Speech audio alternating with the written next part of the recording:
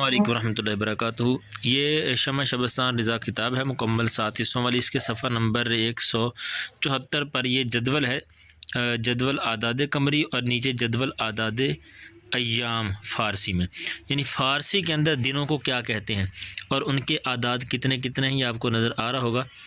शंबा, यकशंबा, दो शंबा, से शंबा, चार शंबा, पाँच शंबा, जुमा। शंबा कहते हैं हफ्ते को, इसके 2, 5, 7 अदद यानी 257। यकशंबा यानी अतवार का दिन 3, 8, 7। दो शंबा यानी सोमवार का दिन 3, 6, 7। सह शंबा यानी सोमवार का दिन, मंगल का दिन 422 अदद हैं। चार शंबा यानी बुध का दिन 566 इसके आदाद हैं। पंज शंबा यानी जुमेरात का दिन 4, 1, 2 यानी 412 इसके अदद हैं। और जुमे को जुमा ही कहते हैं, 118 इसके अदद हैं। उम्मीद है आपको समझ आई होगी। वीडियो अच्छी लगी तो इसको लाइक कर दें और चैनल को सब्सक्राइब करें ताकि बार बार मुलाकात होती रहे। अस्सलाम वालेकुम रहमतुल्लाहि व बरकातुहू।